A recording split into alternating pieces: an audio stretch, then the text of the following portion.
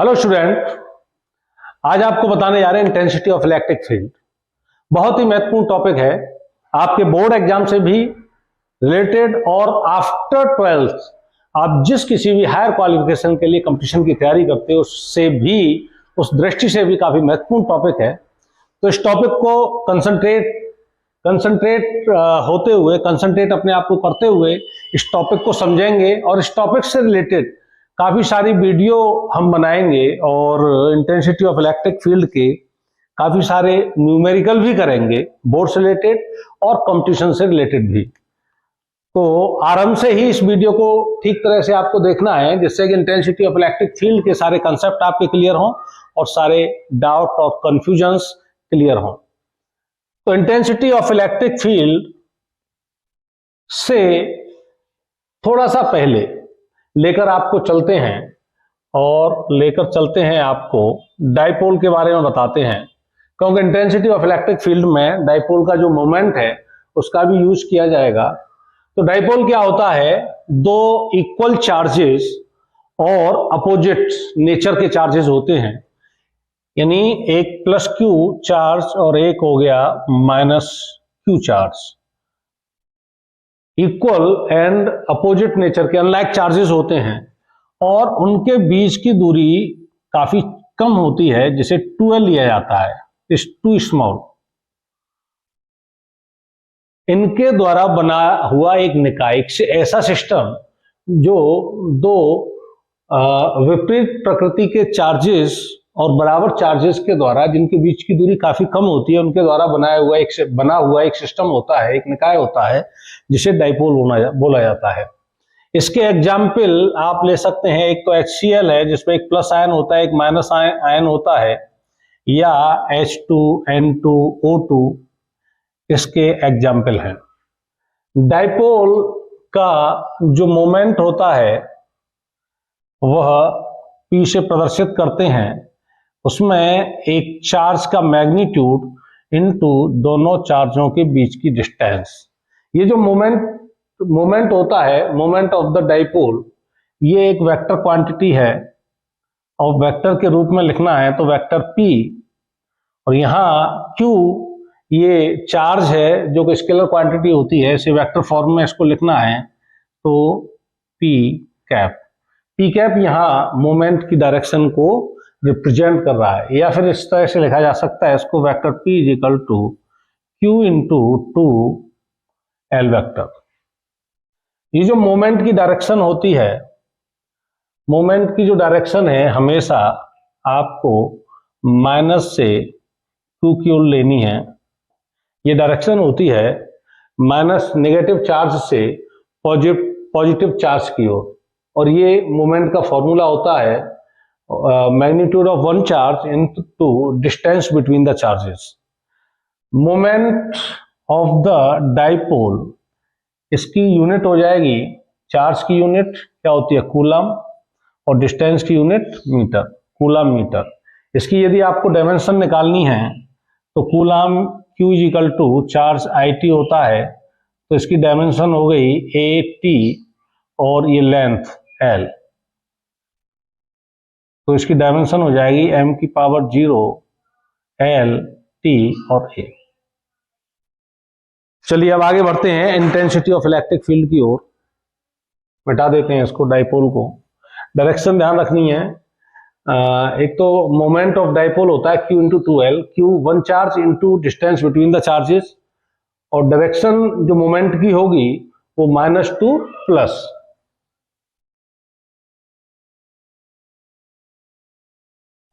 इसके बाद आते हैं intensity of electric field. Intensity of electric field, और इससे पहले इलेक्ट्रिक फील्ड को आपको समझना है। दो चार्जेस हैं, एक प्लस चार्ज है और एक नेगेटिव चार्ज है। जो इलेक्ट्रिक फील्ड लाइंस होती हैं वो प्लस चार्ज से चलती हैं और माइनस चार्ज तक, इस तरह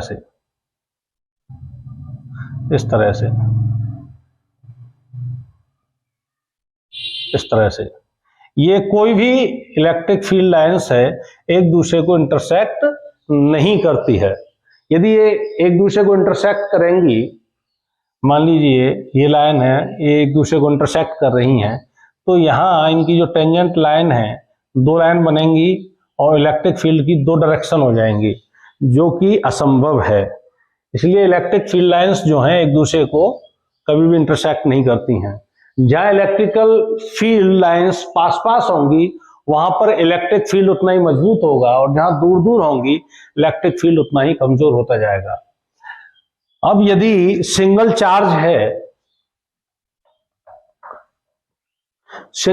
है, मान लीजिए प्लस चार्ज है, इसके कारण इलेक्ट्रिक फील्ड की जो आपको डायरेक्शन लेनी है आउटवर्ड टू द चार्ज, और नेगेटिव चार्ज के कारण इलेक्ट्रिक फील्ड की जो डायरेक्शन लोगे आप टूवर्ड्स द चार्ज। और अभी आपको मोमेंट की जो डायरेक्शन बताई थी वो क्या बताई थी, माइनस नेगेटिव चार्ज से प्लस चार्ज की ओर, लेकिन इलेक्ट्रिक फील्ड की डायरेक्शन क्या होगी, प्लस से माइनस की ओर, यानी दोनों डायरेक्शन डिफरेंट होती हैं, मोमेंट की और इलेक्ट्रिक फील्ड की डायरेक्शन। अब इंटेंसिटी ऑफ इलेक्ट्रिक फील्ड जो होता है E, ये होता है vector F upon Q0। Intensity of electric field क्या है, वेक्टर क्वांटिटी है, और F अपॉन Q0 में चार्ज वेक्टर हो नहीं सकता है, स्केलर क्वांटिटी है। ये जो इलेक्ट्रिक फोर्स है, कूलम्ब्स के नियम के द्वारा जो इलेक्ट्रिक फोर्स हमने ज्ञात किया है, F equal to 1/4πε0 Q1 Q2 upon R square. हमारे जो इससे अलग जो वीडियो है 12.1 और 12.2, उसमें आप देखेंगे Coulomb's law and it's vector form. उसमें F, ये जो कूलम्ब्स लॉ है उसके बारे में बताया गया, इलेक्ट्रिक फोर्स के बारे में विस्तार पूर्वक बताया गया है, तो उस वीडियो में देखेंगे। तो यहाँ इसको हम डायरेक्ट लिख दे रहे हैं 1/4πε0 Q1 Q2 upon R square, this is constant 1/4πε0। तो ये इलेक्ट्रिक फोर्स होता है। तो इंटेंसिटी ऑफ इलेक्ट्रिक फील्ड को हम इस तरह से बोलेंगे, किसी भी पॉइंट चार्ज के कारण उसके इलेक्ट्रिक फील्ड में किसी बिंदु पर ये टेस्ट चार्ज होता है Q0, यूनिट टेस्ट चार्ज पर लगने वाला अप्लाइड जो इलेक्ट्रिक फोर्स होता है उस बिंदु पर इंटेंसिटी ऑफ इलेक्ट्रिक फील्ड कहलाता है। या ये कह दीजिए पर यूनिट टेस्ट चार्ज पर लगने वाला किसी भी बिंदु पर इलेक्ट्रिक फील्ड में किसी भी बिंदु पर यूनिट टेस्ट चार्ज पर लगने वाला फोर्स किसी भी पॉइंट चार्ज के कारण उस पॉइंट चार्ज की इंटेंसिटी ऑफ इलेक्ट्रिक फील्ड कहलाता है उस बिंदु पर। तो यहां एक पॉइंट चार्ज लिया हमने Q, ये क्या जनरेट करेगा, अपना इलेक्ट्रिक फील्ड जनरेट करेगा चारों तरफ, लेकिन इसका इलेक्ट्रिक फील्ड हम एक ही डायरेक्शन में लेते हैं। जहां हमें इंटेंसिटी ऑफ इलेक्ट्रिक फील्ड इस P बिंदु पर हमें इंटेंसिटी ऑफ इलेक्ट्रिक फील्ड ज्ञात करनी है। यहाँ एक टेस्ट चार्ज Q0 रख देते हैं। ये टेस्ट चार्ज Q0 इतना कमजोर है, इतना छोटा है, यह मानकर चलते हैं कि यह अपना कोई भी इलेक्ट्रिक फील्ड जनरेट नहीं कर रहा है। तो यहां ये जो पॉइंट चार्ज है Q, इससे इसकी जो डिस्टेंस है वो R दूरी पर है। किस दूरी पर है, R दूरी पर है। तो इस पॉइंट चार्ज Q के कारण इस पॉइंट P पर इंटेंसिटी ऑफ इलेक्ट्रिक फील्ड क्या होगी वो निकालते हैं। E equal to F upon Q0। तो E इक्वल टू F क्या इलेक्ट्रिक फोर्स है, ये दे रखा है 1/4πε0 Q1 Q2। Q1 ये क्या है, चार्जेस हैं दोनों जिनके बीच में इलेक्ट्रिक फोर्स कार्य कर रहा है। तो यहां चार्जेस क्या है, Q1 Q2, Q और Q0, Q and Q0 upon इनके बीच की डिस्टेंस का स्क्वायर। ये तो आ गया फोर्स, F की वैल्यू रख दी हमने। अब Q0 intensity of electric field निकालनी है, तो F अपॉन Q0 से Q0 कट गया और ये रह गया 1/4πε0 Q1 Q2 Q upon R square. Intensity of electric field निकल के आ गई। अब यहां ध्यान देने वाली बात है, जो हमने इलेक्ट्रिक फील्ड की बात करते हैं तो इलेक्ट्रिक फील्ड तभी इलेक्ट्रिक फोर्स की जो बात करते हैं, इलेक्ट्रिक फोर्स तभी अप्लाई होगा जब दो चार्जेस होंगे। जबकि इंटेंसिटी ऑफ इलेक्ट्रिक फील्ड इस पॉइंट चार्ज के कारण हमने R दूरी पर जो निकाला है टेस्ट चार्ज Q0 लेकर, इसमें टेस्ट चार्ज Q0 कहीं भी कैलकुलेट नहीं हो रहा है। तो intensity of electric field point charge के कारण उससे r दूरी पर किसी भी बिंदु पर वहां कोई चार्ज रखा है या नहीं रखा है, इससे कोई मतलब नहीं है। किसी भी पॉइंट चार्ज के कारण r दूरी पर किसी भी बिंदु पर हम इंटेंसिटी ऑफ इलेक्ट्रिक फील्ड ज्ञात कर सकते हैं। जबकि इलेक्ट्रिक फोर्स दो चार्जेस होंगे, उनके बीच ये कार्य करेगा। इंटेंसिटी ऑफ इलेक्ट्रिक फील्ड की यहां से मात्रक निकाल सकते हो, फोर्स का न्यूटन और चार्ज का कूलम। न्यूटन पर coulomb intensity of electric field का मात्रक होता है, विमा निकाल सकते हो। फोर्स की विमा रख दीजिए mL/T/2 अपॉन चार्ज की विमा रख दीजिए Q=IT। तो चार्ज की विमा क्या आएगी, विद्युत धारा, इलेक्ट्रिक करंट, इसकी A और टाइम की T, AT। तो इसकी डायमेंशन आ जाएगी mL/T/2 है, T नीचे ऊपर जाएगा -3 हो जाएगा, T/3 और A ऊपर जाएगा A/1। डायमेंशन आ गई इंटेंसिटी ऑफ इलेक्ट्रिक फील्ड की। और किसी पॉइंट चार्ज के कारण उससे r दूरी पर इंटेंसिटी ऑफ इलेक्ट्रिक फील्ड क्या होगा, ये आपके सामने है। अब इसके बाद डाइपोल के कारण डिफरेंट कंडीशन में इंटेंसिटी ऑफ इलेक्ट्रिक फील्ड क्या होगी वो बताते हैं आपको।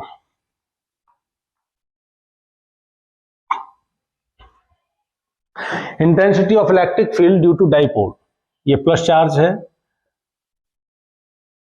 +Q, इधर ले लिया हमने -Q, और इनके बीच की दूरी है 2L, इनके बीच की डिस्टेंस है।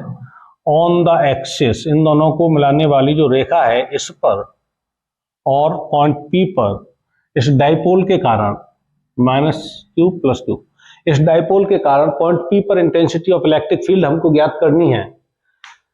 और मान लीजिए डाइपोल से पॉइंट P r दूरी पर है, तो जब भी आप डिस्टेंस निकालेंगे किसी भी वस्तु से, उसका मिडिल पॉइंट से लिया जाता है। किसी वस्तु से निकालें या किसी निकाय से निकालें, तो मिडिल पॉइंट से डिस्टेंस ली जाती है। तो यह जो डिस्टेंस है +Q, -Q को थोड़ा सा ऊपर लिख लेते हैं हम। यह जो डिस्टेंस है r डिस्टेंस पर डाइपोल से पॉइंट P है। अब पहले +Q के कारण पॉइंट P पर इंटेंसिटी ऑफ इलेक्ट्रिक फील्ड ज्ञात करेंगे, उसके बाद -Q के कारण इंटेंसिटी ऑफ इलेक्ट्रिक फील्ड बिंदु P पर ज्ञात करेंगे, पॉइंट P पर, और उसके बाद resultant intensity of electric field ज्ञात करेंगे। तो वो जो resultant intensity of electric field क्या होगी, डाइपोल के कारण होगी। +Q के कारण यहाँ इंटेंसिटी ऑफ इलेक्ट्रिक फील्ड क्या होगी। अभी इलेक्ट्रिक फील्ड की डायरेक्शन बताई थी, प्लस चार्ज के कारण आउटवर्ड द चार्ज, आउटवर्ड यानी दूर की तरफ। तो +Q के कारण हमने इंटेंसिटी ऑफ इलेक्ट्रिक फील्ड को इवन माना है, तो प्लस के कारण यहाँ इंटेंसिटी ऑफ इलेक्ट्रिक फील्ड की डायरेक्शन क्या होगी, प्लस से दूर। ये जो नेगेटिव चार्ज है इसके कारण पॉइंट P पर इंटेंसिटी ऑफ इलेक्ट्रिक फील्ड क्या होगी, क्या डायरेक्शन बताई थी, नेगेटिव की ओर, E2, ये डायरेक्शन हो जाएगी। अब दो वेक्टर क्वांटिटी आपको मिल रही है और जस्ट अपोजिट हैं, तो रिजल्टेंट उन वेक्टर क्वांटिटीज का कैसे निकालते हैं, जो बड़ी वेक्टर क्वांटिटी है उसमें से छोटी वेक्टर क्वांटिटी है उसको घटा कर निकालते हैं। 11th में आपने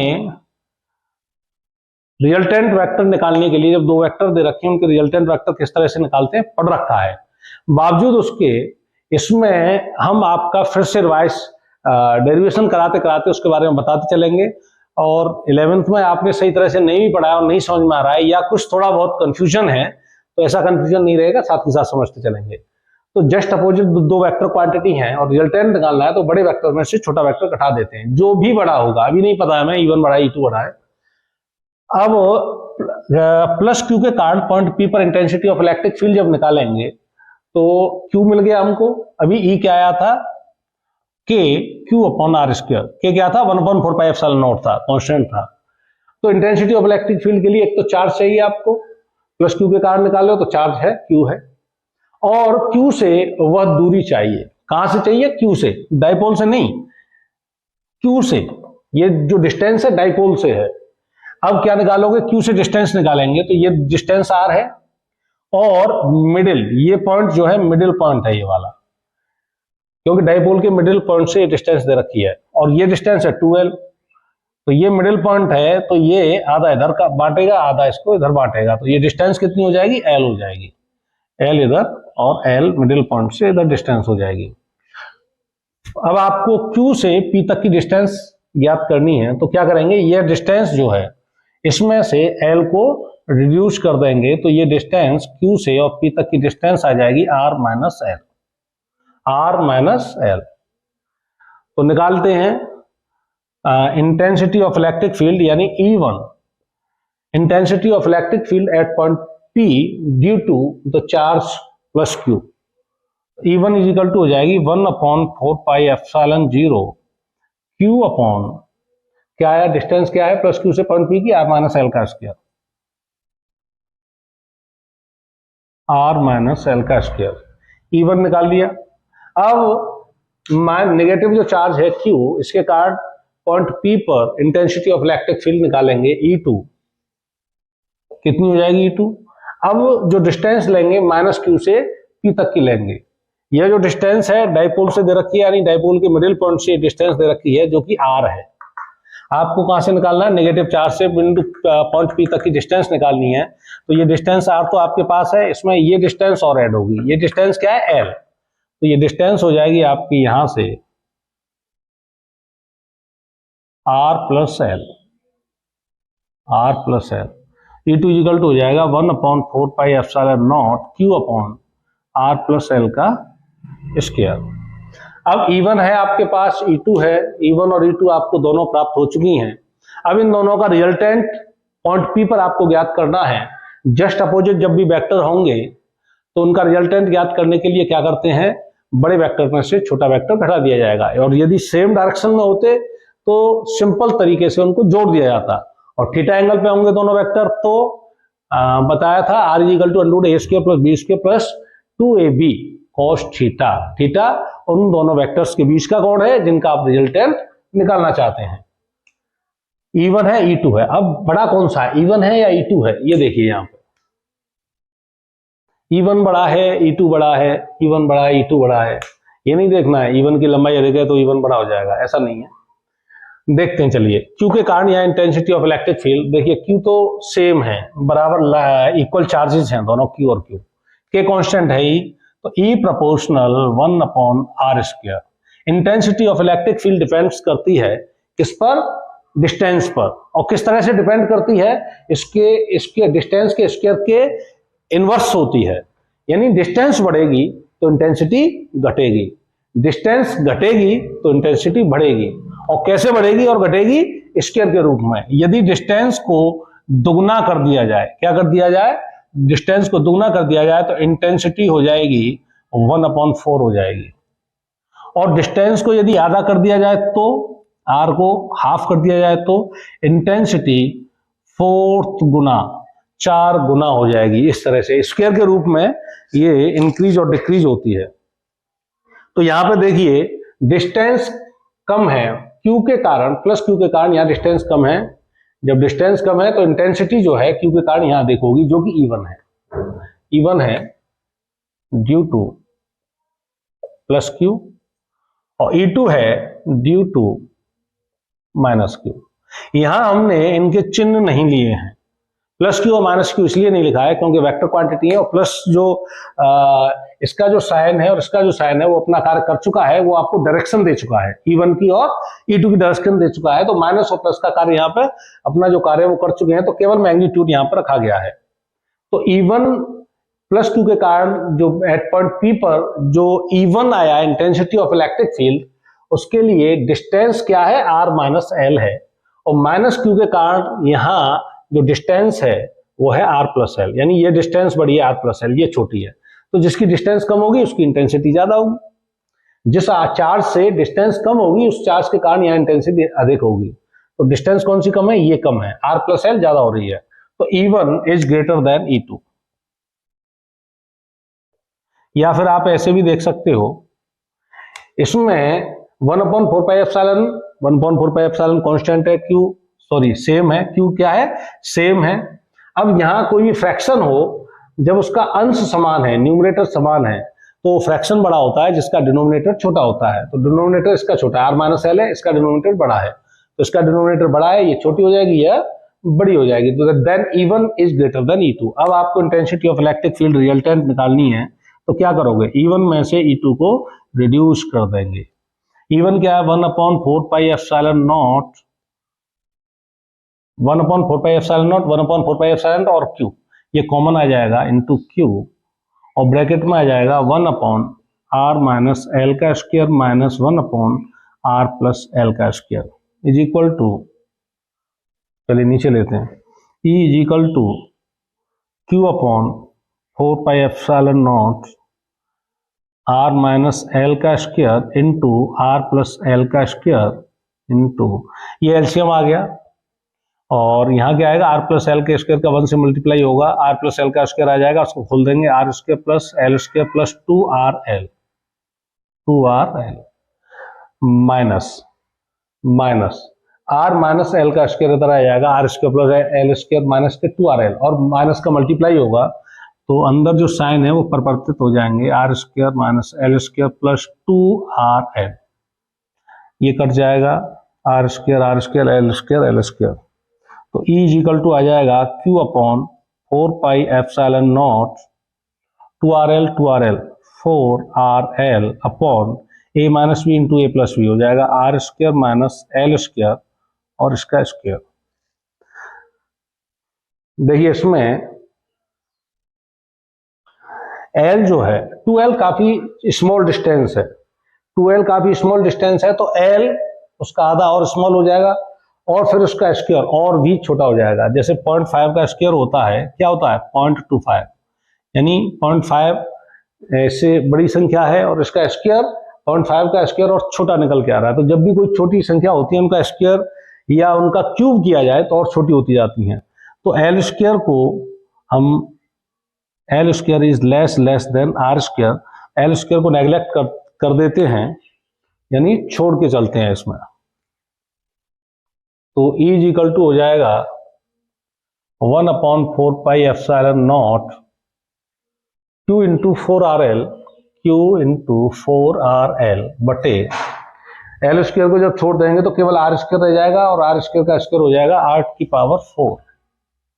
E is equal to 1/4πε0 into, एक r से एक r कट जाएगा, ये हो जाएगा Q into 4l upon r³। ये जो मोमेंट था डाइपोल का उस फॉर्म में आ गया है, ए 1 charge into distance between the charge, 2l आना था, उसका डबल आ रहा है केवल, तो 2 को यहाँ से थोड़ा सा अलग कर लेंगे, 1/4πε0 2 इंटू Q इंटू 2l, वही 4l है r³, और ये क्या होता है Q into 2l moment of the dipole. तो E is equal to 1/4πε0 2p/r³। Vector form में इसको यदि लिखना है तो वेक्टर E और यहाँ वेक्टर है P, moment of the dipole. इस तरह से डाइपोल के कारण on the axis eight point P हम ज्ञात कर चुके हैं intensity of the electric field. अब यहाँ जो आपको समझना है डायरेक्शन के लिए, ये जो intensity of electric field I है इसकी डायरेक्शन क्या है, तो इसकी डायरेक्शन क्या होगा, इंटेंसिटी ऑफ इलेक्ट्रिक फील्ड जो बड़ी है उस डायरेक्शन में ये इंटेंसिटी ऑफ इलेक्ट्रिक फील्ड की डायरेक्शन आ जाएगी। अब ये देखिए मोमेंट की डायरेक्शन क्या होती है, मोमेंट की डायरेक्शन बताई थी आपको नेगेटिव चार्ज से पॉजिटिव चार्ज की ओर। इलेक्ट्रिक फील्ड की डायरेक्शन क्या थी, पॉजिटिव चार्ज से नेगेटिव चार्ज की ओर। इंटेंसिटी ऑफ इलेक्ट्रिक फील्ड जो रिजल्टेंट आई है उसकी डायरेक्शन क्या है, ये इस तरह से। तो इंटेंसिटी ऑफ इलेक्ट्रिक फील्ड की डायरेक्शन और मोमेंट की डायरेक्शन, मोमेंट की डायरेक्शन क्या है माइनस नेगेटिव टू प्लस, और रिजल्टेंट इंटेंसिटी की डायरेक्शन भी उसी डायरेक्शन में है। तो यहां मैं एक नोट लिख देता हूं, नोट वेक्टर E व P की सेम डायरेक्शन होगी।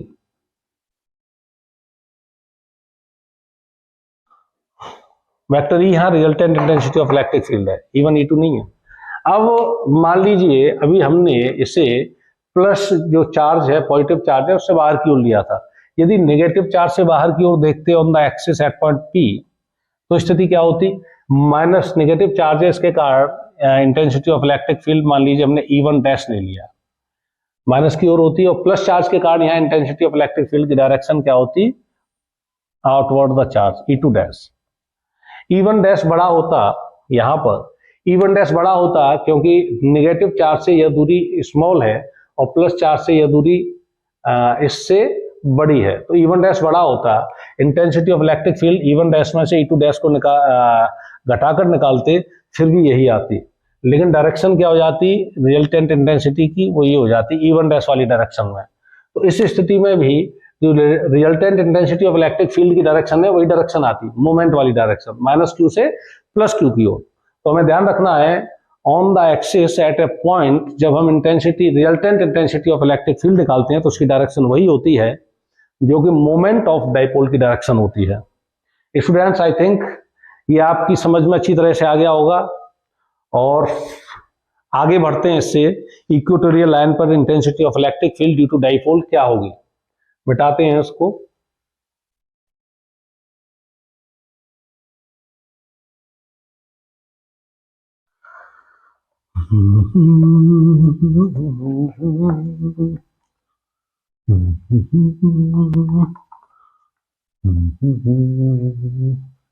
Intensity of electric field. अब लेते हैं हम, ये लीजिए माइनस क्यू चार्ज है, ये नेगेटिव चार्ज है, ये पॉजिटिव चार्ज है, डाइपोल है, between distance between the charges ये 2L है, और इक्वेटोरियल लाइन आएगी इसके लंबवर्धक पर, यानी इसके मिडिल पॉइंट से 90 डिग्री का एंगल बनाते हुए एक रेखा खींची जाएगी, that is called equatorial line. और इनके बीच की डिस्टेंस क्या है, दोनों चार्जेस के बीच की डिस्टेंस है 2L, तो मिडिल पॉइंट की डिस्टेंस L इधर हो जाएगी और L डिस्टेंस इधर हो जाएगी। और डाइपोल से R दूरी पर, डाइपोल से R दूरी पर intensity of electric field due to dipole क्या होगी वो हमें ज्ञात करना है, ये पॉइंट P पर। तो नेगेटिव चार्ज के कारण, नेगेटिव क्यू चार्ज के कारण यहाँ इंटेंसिटी ऑफ इलेक्ट्रिक फील्ड निकालनी है, तो नेगेटिव चार्ज से ये डिस्टेंस आपको चाहिए, ये डिस्टेंस क्या होगी, और प्लस क्यू के कारण, पॉजिटिव चार्ज क्यू के कारण यहाँ इंटेंसिटी ऑफ इलेक्ट्रिक फील्ड चाहिए, तो ये डायरेक्शन भी आपको चाहिए।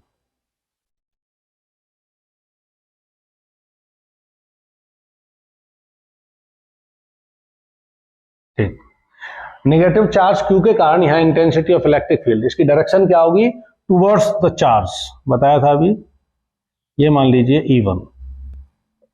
और पॉजिटिव चार्ज क्यू के कारण यहाँ इंटेंसिटी ऑफ इलेक्ट्रिक फील्ड की डायरेक्शन क्या होगी, आउटवर्ड द चार्ज, चार्ज से दूर की ओर E2। अब E1 E2 का रिजल्टेंट P पॉइंट पर क्या होगा, वह resultant intensity of electric field होगी ड्यू टू डाइपोल। वो निकालने के लिए क्या करते हैं, पहले तो ये डिस्टेंस चाहिए हमें, यहां से P से लेकर A B और O, P से लेकर B तक की डिस्टेंस चाहिए, तभी Q के कारण बिंदु P पर हम इंटेंसिटी ऑफ इलेक्ट्रिक फील्ड ज्ञात कर सकते हैं। ये क्या है, इक्वेटोरियल लाइन है, 90 डिग्री इधर है, 90 डिग्री इधर है, इसके सामने ये हाइपोटेनियस हो जाएगा, बेस दे रखा है आपको और पेंडिकुलर दे रखा है। तो हाइपोटेनियस को कैसे निकालते हैं, पाइथागोरस थ्योरम से, under root R square plus L square हो जाएगा, ये लंब स्क्वायर प्लस आधार स्क्वायर अंडर रूट में। अब इसके बाद ये सेम कंडीशन इसमें लागू होगी, 90 डिग्री का एंगल है, ये राइट एंगल ट्राइंगल बन गया, इसके सामने हाइपोटेनस है, तो इसको कैसे निकालोगे, ये भी आ जाएगा under root R square plus L square. Distance आपको मिल गई। अब E1 निकाल सकते हैं आप इजीली, E1 होगा 1/4πε0 Q, बताया था इनके साइन नहीं रखेंगे क्योंकि माइनस क्यू चार्ज अपना काम कर चुका है, आपको डायरेक्शन दे चुका है, intensity of electric field E1 की डायरेक्शन आपको दे चुका है, तो Q अपॉन डिस्टेंस का स्क्वायर, A से P तक की जो डिस्टेंस है, क्या distance, under root R square plus L square, under root R square plus L square का स्क्वायर, स्क्वायर से अंडर रूट कट जाएगा, तो E1 जो निकल के आई आपकी 1/4πε0 Q upon R square plus L square निकल के आ गई।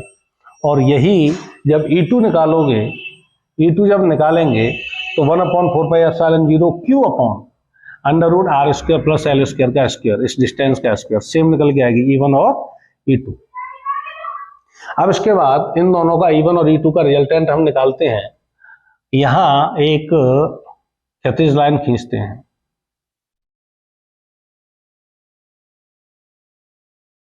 ये ये कोण थीटा है 90 डिग्री की, ये कोण जो है थीटा है, ये जो साइड है पी ओ के सामने का ये कोण मान लीजिए थीटा है। ये इन दोनों ट्रायंगल में ये जो साइड है कॉमन है, ये साइड एल है, ये साइड एल है, बराबर है दोनों।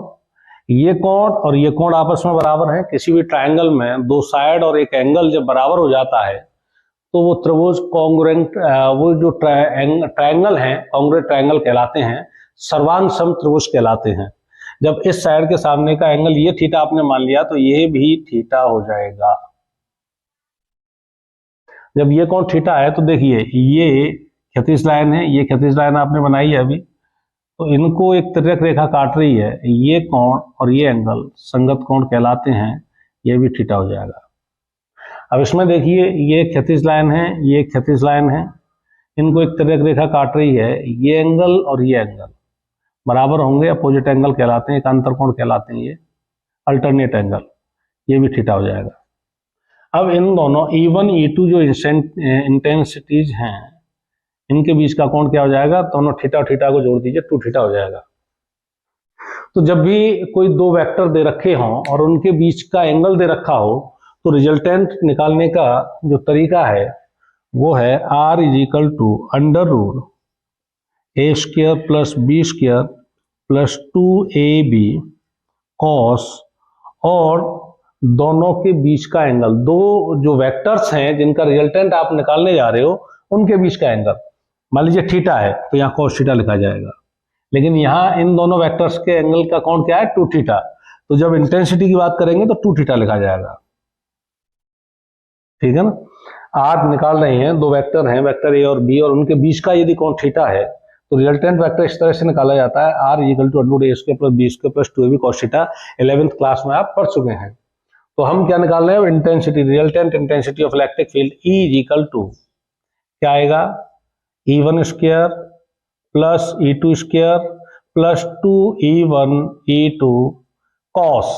E1 E2 के बीच में एंगल क्या है, थीटा ये है, थीटा ये है, E1 E2 के बीच का एंगल ये है 2 theta, cos 2 theta. E is equal to under root E1 E2 दोनों क्या हैं, बराबर हैं, तो E1 को E2 के बराबर कर दें, E2 की जगह E1 रख दें, E1 square plus E2 square plus 2 E1 into E1 क्या हो जाएगा, E1 square cos 2 theta. E is equal to आ जाएगा E1 square 2 E1 square plus 2 E1 square cos 2 theta.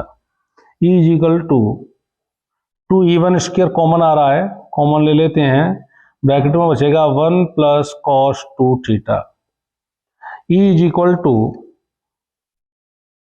2 E1 square bracket में 1 प्लस कॉस 2 थीटा का वो formula खोल देंगे जिससे 1 कट जाता है, 2 cos square theta minus 1 cut गया, ब्रैकेट में रह गया E is equal to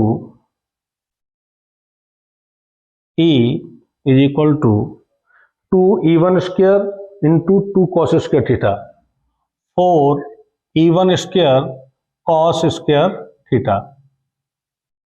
E is equal to 4 का स्क्वायर रूट 2 आ गया, E1 का स्क्वायर रूट E1 आ गया, कॉस स्क्वायर थीटा का स्क्वायर रूट आ गया cos theta. E is equal to 2।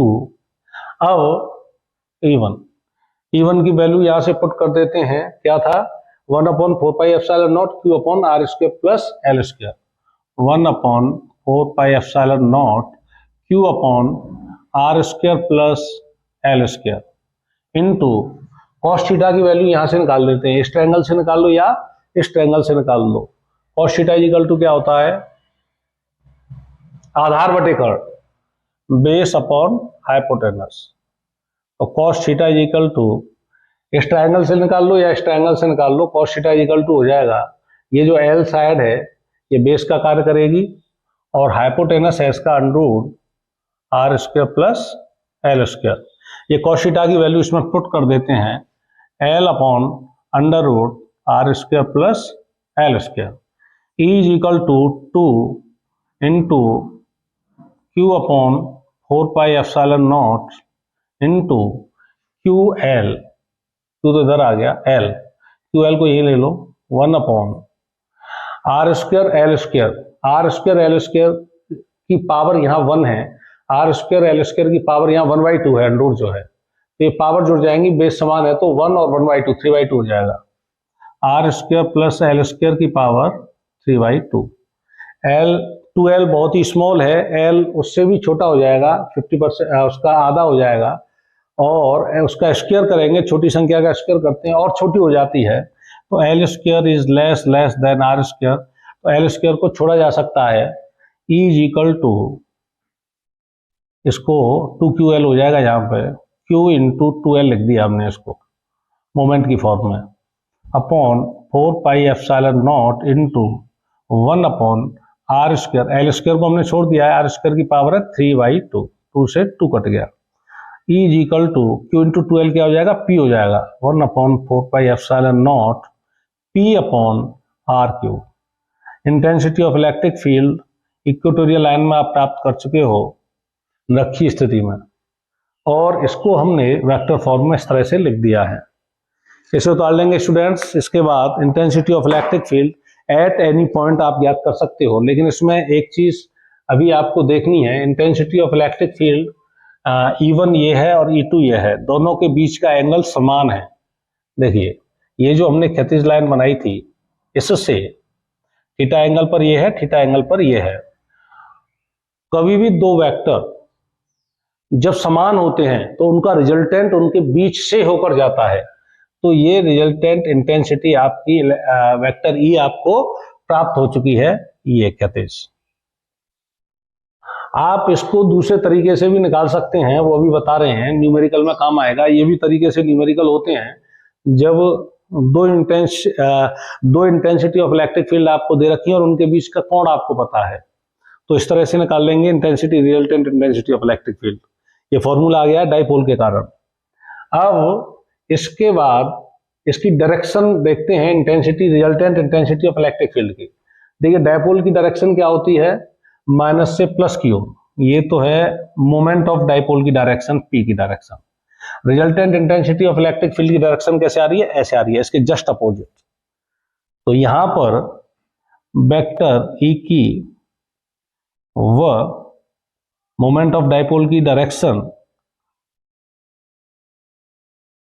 दिशा क्या होंगी, अपोजिट होंगी, विपरीत होंगी। यानी इंटेंसिटी ऑफ इलेक्ट्रिक फील्ड जो मोमेंट ऑफ डाइपोल की जो डायरेक्शन है उसके विपरीत आएगी, जस्ट अपोजिट आएगी उसके। दूसरा तरीका जो हम बता रहे थे इसमें, वो आप इस तरह से निकाल सकते हैं। इंटेंसिटी ऑफ इलेक्ट्रिक फील्ड आप यहां ज्ञात कर चुके हो, E1 और E2 दोनों सेम आएंगी। उसके बाद में इसको मिटा देता हूं मैं यहां से, इसी में समझा देते हैं, न्यूमेरिकल में काम आएगा ये काफी आपके। देखिए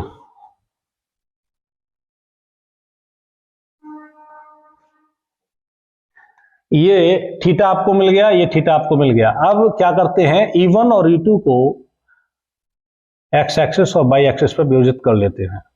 ये वाई एक्सिस, ये नीचे वाई एक्सिस, ये एक्स एक्सिस हो गई आपकी। तो जब भी किसी भी वेक्टर को दो डायरेक्शन में रिजॉल्व करते हैं, एक्स एक्सिस और वाई एक्सिस पर, 11th में पढ़ चुके हैं, जिस एक्सिस से एंगल दे रखा होता है उस पर वह वेक्टर रिजॉल्व होकर कॉस के साथ आता है, और जो सेकंड एक्सिस होती है उस पर साइन के साथ आता है। तो यहाँ E2 ये जो हॉरिजॉन्टल एक्सिस, हॉरिजॉन्टल है, ये क्षैतिज है, ये एक्स एक्सिस हो गई। तो एक्स एक्सिस पे E2 का जो कंपोनेंट आएगा रिजॉल्व होके, वो क्या आएगा, E2 cos theta, E2 cos theta. E1 की डायरेक्शन भी एक्स एक्सिस से दे रखी है, ये थीटा, तो E1 जो रिजॉल्व होकर आएगा, E1 cos theta, E1 cos theta, E2 cos theta same direction में आ रहे हैं, तो यहां तो एक्स एक्सिस पे तो जुड़ जाएंगे। और यहां जब देखेंगे ये एक्स एक्सिस, ये वाई एक्सिस, E2 यहां जो रिजॉल्व होकर आएगा वो E2 sin थीटा, और यहां E1 जो रिजॉल्व होगा वो E1 sin theta. Y axis पे दोनों कंपोनेंट E1 और E2 के जस्ट अपोजिट हैं, E1 और E2 के। तो यहाँ जो हम निकालेंगे E Y is equal to E1 sine theta minus E2 sine theta. E1 E2 same है, साइन थीटा भी सेम है, तो कट जाएंगे जीरो। बाई एक्सिस पे तो resultant intensity of electric field हो जाएगी जीरो। एक्स एक्सिस पे जो resultant intensity of electric field EX निकालोगे, EX ही रिजल्टेंट होगी क्योंकि EY पर जीरो है। EX जो निकालोगे E1 cos थीटा और E2 cos थीटा दोनों जुड़ जाएंगे, E1 cos theta plus E2 cos theta. तो E इज इक्वल टू आ जाएगा E1 और E2 सेम है तो E1 ही इसको लिख देते हैं, E1 cos theta plus E1 cos theta. E is equal to आ जाएगा 2E1 cos theta. 2E1 cos theta से आगे इसको कर लेंगे जैसे उस डेरिवेशन में किया है। E1 की वैल्यू रख देंगे, cos थीटा की वैल्यू रख देंगे, L/√R² प्लस L², L² को छोड़ देंगे और आ जाएगा इक्वेटोरियल लाइन पर intensity of electric field 1/4πε0 P/r³। तो स्टूडेंट्स, इस वीडियो में हम आपको intensity of electric field on the axis at a point, resultant intensity of electric field, equatorial line पर resultant intensity of electric field क्या होगी। हाँ, यहाँ एक चीज और आप समझ लेते हैं, यदि ई बाई ये जो बाई एक्सिस पर रिजल्टेंट बाई एक्सिस पर E1 sine theta E2 sine theta यदि आपस में बराबर नहीं होते तो कुछ ना कुछ बाई एक्सिस पर इंटेंसिटी ऑफ इलेक्ट्रिक फील्ड निकल के आती और उस स्थिति में resultant intensity of electric field आप निकालते तो इन दोनों के बीच का कोण है 90। जब दो वेक्टर के बीच का कोण 90 होता है और resultant intensity of electric field आपको निकालनी है, E is equal to √EX² plus EY² के द्वारा निकाल सकते थे। जितने भी न्यूमेरिकल्स होंगे इंटेंसिटी ऑफ इलेक्ट्रिक फील्ड के, यदि हमको resultant intensity of electric field निकालना आ गया और रिजल्टेंट जो वेक्टर है वो किस तरह से निकालते हैं वो निकालना आ गया, एक तो सीधा सीधा है, एक एक्स एक्सिस और बाई एक्सिस में विभाजित कर लेते हैं और उसके बाद √X² पे जो भी वैल्यू होती है प्लस Y² पे जो भी वैल्यू होती है उससे intensity of electric field resultant आप ज्ञात कर सकते हैं। तो इंटेंसिटी ऑफ इलेक्ट्रिक फील्ड हमने 3 टॉपिक यहाँ क्लियर करा दिए हैं आपके।